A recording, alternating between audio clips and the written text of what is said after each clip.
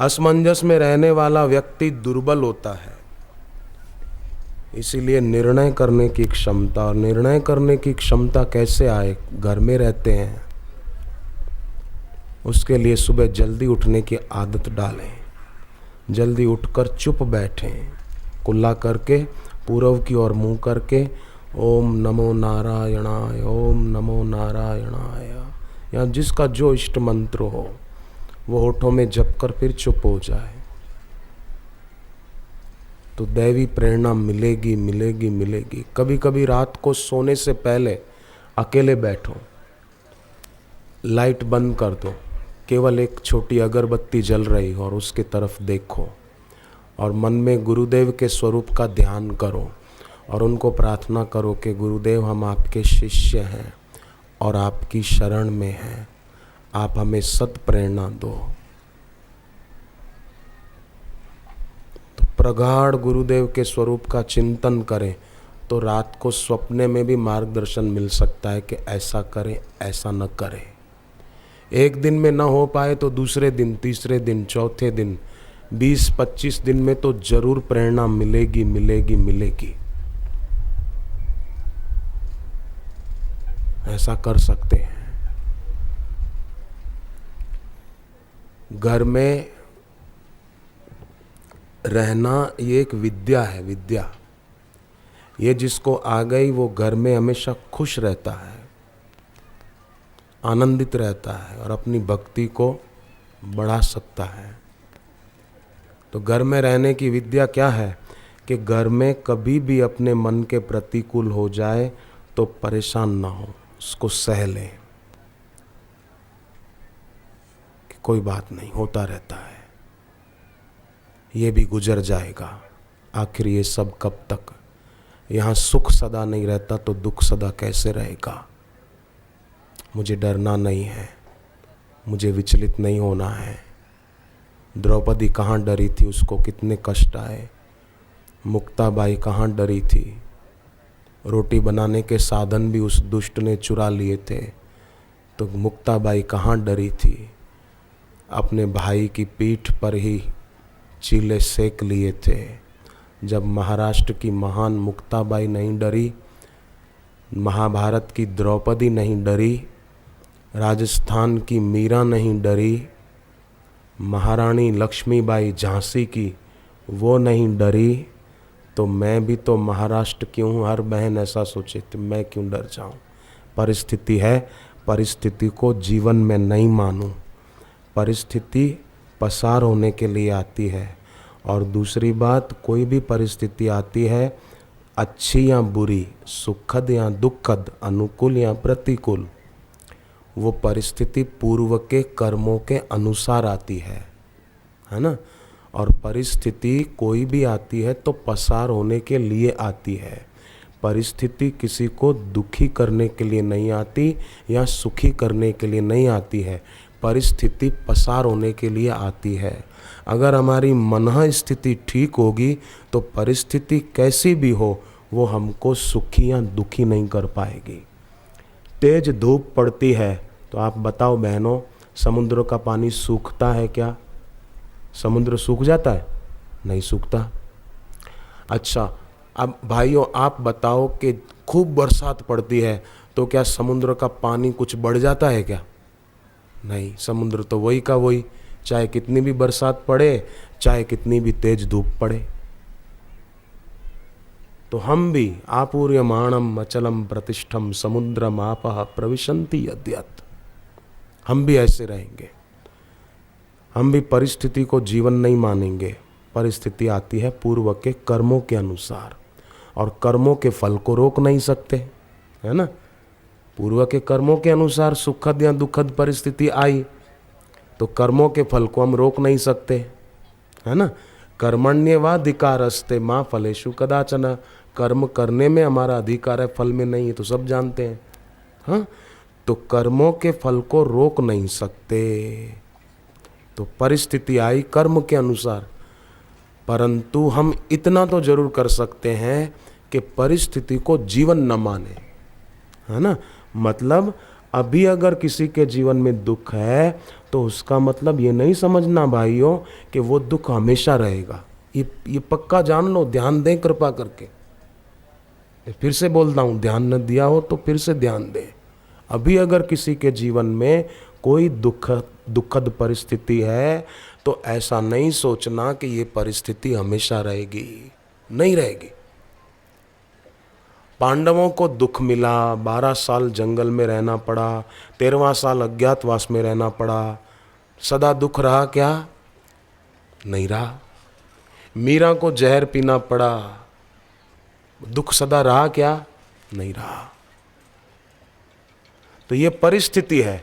साधारण आदमी परिस्थिति को जीवन मानता है, पर साधक जो होता है, बुद्धिमान जो होता है, वो परिस्थिति को जीवन नहीं मानता और अपनी मनः स्थिति बढ़िया रखता है। मनः स्थिति बढ़िया होगी तो परिस्थिति कैसी भी हो वो हमको दुखी नहीं कर पाएगी। संत तुकाराम जी को कुछ दुष्ट लड़कों ने पकड़ लिया, बाल कटा दिए, सिर पर हल्दी और चूने का लेप कर दिया और गले में गाजर और बैंगन का हार पहना दिया और उनको गधे पर बिठाकर घुमाने लगे। पत्नी की नज़र पड़ी, तुकाराम जी की पत्नी जरा तेज थी, तेज, पर पति से प्यार भी था। तो लड़के जो थे आवारा, वो तुकाराम जी की पत्नी को देखकर भाग गए। ऐसी बनना बहने, हरामी लड़के हो, दुष्ट लड़के, देख कर ही दुम दबा के भाग जाए, जैसे चूहा भाग जाए बिल्ली को देख के। और दुष्ट लड़के सब भाग गए। हाँ, मैं सच कहता हूँ बहनों, ये जमाना बड़ा विचित्र है। कई बहनें बेचारी बहुत अंदर से कमज़ोर होती हैं ना, तो दुखी भी बहुत रहती हैं। पर आपने कभी मंदिर में माता जी के दर्शन किए हैं? कहीं दुर्गा माता का दर्शन किया बहनों? किया है ना? तो माँ ने काय पर सवारी किया है? शेर पे सवारी किया ना। तो माँ ने शेर पे सवारी करके बहनों को कहा है कि मनोबल शेर जैसा रखो। बापूजी ने सुबह सीता जी की कथा नहीं सुनाई, रावण को सुना दिया कि मैं शेर नहीं हूँ, तू सियार है, चल भाग यहाँ से। और रावण भाग गया। रावण की दाल नहीं गली सीता जी के आगे, दाल जल गई, गली नहीं। तो ऐसे बनना, ऐसे बनने का मतलब ये नहीं कि घर में कोई बहन ऐसी हो कि पति कोई उठ बैठ कर आए कि शेर जैसा मनोबल होना चाहिए। एक पति पत्नी में बहुत झगड़ा होता था। पति बेचारा बोल रहा था, हे भगवान अब तू मुझे इस दुनिया से उठा ले, अब हद हो गई। तो पत्नी बोल रही थी, तो मुझे कोई इस दुनिया में रहना है क्या? हे भगवान तू मेरी भी सुन, मुझे भी दुनिया से उठा ले, मुझे भी नहीं रहना। तो पति बोला, हे भगवान पहले इसकी सुन, मुझे जल्दी नहीं है, पहले इसकी सुन ले, मैं आराम से आऊंगा। थोड़े दिन बीते, फिर किसी बात पे थोड़ा झगड़ा हुआ। तो पत्नी बोली, आप सूर्यमुखी, मैं चंद्रमुखी, आप मुझसे दुखी, मैं आपसे दुखी, चलो छत पर कूद कर मर जाएं, आप भी सुखी मैं भी सुखी। पर आप बताओ भाइयों, क्या मर जाने से कोई सुखी हो जाएगा? क्या भूत बन जाएगा? भूत सुखी नहीं होगा। मर जाने से, आत्महत्या करने से प्रेत हो जाता है, फिर वो जीव प्रेत योनि मिलती है। देखो एक बात, और मैं आपके चरणों में हाथ जोड़ के प्रार्थना करता हूं कि आप इतना तो मानते हैं कि ये शरीर भगवान की कृपा से मिलता है, इसमें किसी को शंका है? हैं? ये शरीर भगवान की कृपा से मिला है, साधु संत भी मानते हैं, हैं? महात्मा गण भी मानते हैं इस बात को, और आप भी मानते हैं। मैंने आपको शंका है इस बात में? ये शरीर भगवान की कृपा से मिला है कि नहीं? मिला है ना? शरीर भगवान की कृपा से मिला है। अच्छा, यहाँ जो हमको बापूजी का सत्संग मिला, क्या हमारे पुरुषार्थ से मिला कि भगवान की कृपा से मिला? भगवान की कृपा से मिला, ठीक है। अच्छा, भगवान की कृपा से मनुष्य शरीर मिला, भगवान की कृपा से सत्संग मिला। अब तीसरी बात कि भगवान की कृपा से ही हमको ऐसी प्रेरणा हुई जो हमने नामदान भी ले लिया, कईयों ने लिया हुआ है, कई कल लेंगे, है ना। मन बन गया कि कल मेरे को दीक्षा लेनी है, कई यहाँ बैठे हैं जिनको कल लेनी है ना। तो जिस भगवान की कृपा से ऐसी प्रेरणा हुई कि मुझे दीक्षा लेनी है, कईयों ने ले ली, कई कल लेंगे, तो आप पक्का कर लो कि उसी कृपा की शक्ति से हम इसी जन्म में जन्म मरण से पार हो जाएंगे। जब कृपा से तन मिला सत्संग मिला, दीक्षा मिली, तो उसी कृपा से तर भी जाएंगे। ये पक्का कर लें, बस शंका न करें इसमें। बस नदी बहते बहते सागर तक आ गई तो किसी की ताकत नहीं है उसको लौटा सके कि जा भाई तू रिटर्न जा, कोई नहीं लौटा सकता। ऐसे हम आ गए तो फिर कोई कैसे रोकेगा। अब करना यह है, नदी सागर के पास एक दिन में नहीं पहुंच जाती। हाँ, नदी अगर एक दिन बहे और बोले कि बस एक दिन में बह गई, बहुत हो गया, अब रोज रोज काहे को बहूं, अब रुक जाऊं। नदी एक दिन ही बहे, बाकी के दिन बोले छुट्टी करूं, तो नदी सागर तक नहीं पहुंच पाएगी, है ना। नदी सतत बहती है इसलिए सागर तक पहुंच जाती है। उसी प्रकार हम भी सतत साधना करें, हमारे अंदर भी विचारों की धारा का प्रवाह वो सतत ईश्वर अभिमुख हो, भोग अभिमुख न हो। नदी सतत बहती है, एक दिन नहीं बहती। खाना सतत बनाते हैं, एक साइड रोटी सेकी, फिर तवा उतार के रख दो कि बाद में सेकते हैं, 10 मिनट के बाद सेकूं, थोड़ा बात कर लो, किसी का फोन आया है। नहीं नहीं, कई बार बात भी करते जाते हैं और रोटी भी सेकते जाते हैं। सतत वो खाना बनाते हैं, सतत कुकर गैस पे कुछ मिनट रखते हैं तो सब्जी बनती है, दाल बनती है, चावल बनते हैं, रोटी बनती है।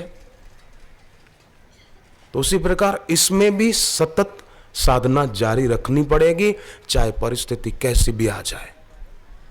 परिस्थिति को जीवन नहीं मानना है बस। भगवत गीता में भाइयों सेवा शब्द एक बार भी नहीं आया है। बहनों ध्यान दें, गीता पूरी आप पढ़ के देखो, सेवा शब्द कहीं भी नहीं है गीता में। गीता में पूजा शब्द है, अभ्यर्चना। अभ्यर्चना का मतलब पूजा। और भगवान ने कहा किसको पूजा बनाओ, बोले स्वकर्मणा तमभ्यर्चम, अपने कर्म को ही पूजा बना लो। भोजन भी ऐसे बढ़िया ढंग से बनाए कि हाँ खाने वाला भी वाह वाह करे। केवल स्वाद की दृष्टि से नहीं, स्वास्थ्य की दृष्टि से भी ख्याल रख के बनाया जाए। एक महिला को खुद मिर्ची तेज खाने का शौक था तो खाना ऐसा ही बनाती थी। पति बेचारा बोल बोल के थक गया था, फिर उसने बोलना ही छोड़ दिया था। तो एक दिन खाने बैठा तो सब्जी में मिर्ची बहुत तेज थी, तो तेज मिर्ची के कारण बेचारे की आंख में आ गए आंसू, पर बोला नहीं कि बोलूंगा तो फिर झगड़ा कौन करे, छोड़ो। तो पत्नी ने पूछा क्या बात है, खाते समय रोया क्यों जा रहा है, क्या हो गया, ऐसे रुबाब से पूछा थोड़ा। पति बेचारा कुछ बोला नहीं। क्यों रो रहे हो, वो बोला कि खुशी के आंसू हैं। तो पत्नी राजी हो गई कि मतलब सब्जी बहुत बढ़िया बनी है। तो पत्नी बोली और लाऊं सब्जी, वो बोला नहीं नहीं लाना। क्यों, ज्यादा खुशी सहन नहीं कर पाऊंगा, इतनी बहुत है। तो ऐसा ना हो, कोई बेचारा अपने कारण परेशान क्यों हो, अपने कारण कोई आनंदित हो, खुश हो, राजी हो, अपने कारण कोई दुखी क्यों हो। कोई अपने कारण अंदर अंदर घुट घुट कर पीड़ित क्यों हो। अपना आत्मविश्वास दृढ़ रखें और सदैव कदम आगे रखें, सकारात्मक सोचें। बीज बोकर किसान सोचता नहीं है कि अंकुर फूटेगा कि नहीं, अंकुर फूटेगा कि नहीं, फसल होगी कि नहीं। किसान तो निश्चिंत हो जाता है कि जरूर होगा। उसी प्रकार कर्म अपना अच्छी तरह से कर लें, स्वकर्मणा तमभ्यर्चम, तो फल तो अच्छा आएगा ही, इसमें शंका न करें। एक बच्चा आम की गुठली बोए और एक समझदार माली आम की गुठली बोए तो आप सोचो क्या फर्क होगा। फर्क ये होगा कि बच्चा बार बार देखेगा आम हुए कि नहीं, आम हुए कि नहीं, आम हुआ कि नहीं। पर समझदार माली सोचेगा कि अभी थोड़ा समय लगेगा, कोई बात नहीं, मैंने गुठली बोई है, अंकुर फूटने दो, थोड़ा पौधा बड़ा होने दो, खाद पानी देता रहूं, फल जरूर लगेगा। बच्चा बार बार देखेगा। एक लड़के ने अपने पिताजी को कहा, पिताजी पिताजी आपने जो गुलाब की कलम लगाई ना उसमें गुलाब नहीं लगेंगे। बोले क्यों नहीं लगेंगे, बोले पिताजी 7 दिन हो गए आपको गुलाब की कलम लगाए, गुलाब उसमें लगेंगे ही नहीं। अरे क्यों नहीं लगेंगे? बोले पिताजी मैं रोज सुबह उठकर वो उखाड़ कर देखता हूं कि जड़ें फूटी कि नहीं फूटी, रोज उखाड़ कर देखता हूं, जड़ें फूटी नहीं तो गुलाब क्या लगेगा। बाप ने कहा पागल कहीं का, तू रोज उखाड़ के देखता है? बोले हाँ। है तू उखाड़ता क्यों है? बोले देखने के लिए। अरे देखने की जरूरत ही नहीं, आप रहने दो, अपने आप जड़ें फूटेगी, जमीन में फैलेगी, रस खींचेगी और फूल खिलाएगी। बहनों को पता है कि दही जमाना हो तो दूध में थोड़ा सा दही डाल देते हैं बस, फिर बार बार हिलाकर देखते थोड़े जमा कि नहीं, जमा कि नहीं, जमा कि नहीं। जमेगा ही नहीं, बिगड़ जाएगा दूध, उसको पड़ा रहने देते हैं कि जम जाएगा, 5-6 घंटे बीतने दो, या रात को जमा दिया सुबह तक जम जाएगा, सुबह जमा दिया जल्दी तो दोपहर तक खाएंगे तब तक जम जाएगा।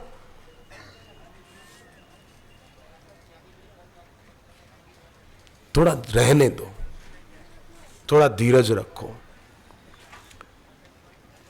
और दृढ़ता रखो कि ये काम होके ही रहेगा। संकल्प के पीछे विकल्प मत करो। पेपर तो अच्छा दिया नहीं और बोले कि रिजल्ट अच्छा है, रिजल्ट अच्छा है, रिजल्ट अच्छा है। कैसे आएगा? जैसा पेपर दिया ऐसा रिजल्ट आएगा। एक लड़का मेरे को बोले कि मेरे को आशीर्वाद दो, मेरा रिजल्ट अच्छा है। मैंने कहा ये आशीर्वाद से नहीं होता है, तूने पेपर जैसे दिए होंगे ऐसा रिजल्ट आएगा। हाँ पहले बोलता कि मेरे को कोई ऐसा उपाय बताओ कि मेरे पेपर बढ़िया जाए, पेपर बढ़िया जाएंगे तो रिजल्ट अच्छा आएगा। पेपर तो हुए 3rd क्लास और रिजल्ट चाहे 1st क्लास, तो कैसे आएगा? पेपर पहले से बढ़िया दें। बीज अच्छा होगा तो फसल अच्छी होगी। तो कृत्य कर्म है बीज और उसी बीज में फल छुपा है। जैसे उसी बीज में, छोटे से बीज में ही अंकुर छुपा है, वृक्ष छुपा है, फल छुपा है ना? ऐसे ही कृत्य है बीज और उसी बीज में फल छुपा हुआ है।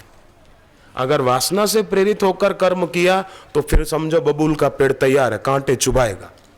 और अगर उपासना से प्रेरित होकर कर्म किया तो समझो वो आम का बीज है, मीठे फल देगा भविष्य में। देव द्विज गुरुम प्राज्ञ, देव द्विज गुरुम प्राज्ञ, पूजनम शौचम आर्जवम, पूजनं शौचमार्जवं, ब्रह्मचर्यम अहिंसा च, ब्रह्मचर्यम् अहिंसा च, शारीरम तप उच्यते। शारीरं तप उच्यते। इसका अर्थ ये हुआ, भगवान कहते हैं देवता की पूजा, सुबह सूर्योदय हुआ तो अर्घ्य दे दिया, ऐसा। देव द्विज गुरु प्राज्ञ पूजनम, ज्ञानी गुरु की पूजा हो गई, आत्मज्ञानी परमात्मा साक्षात्कारी गुरु की पूजा हो गई तो सबकी पूजा हो गई।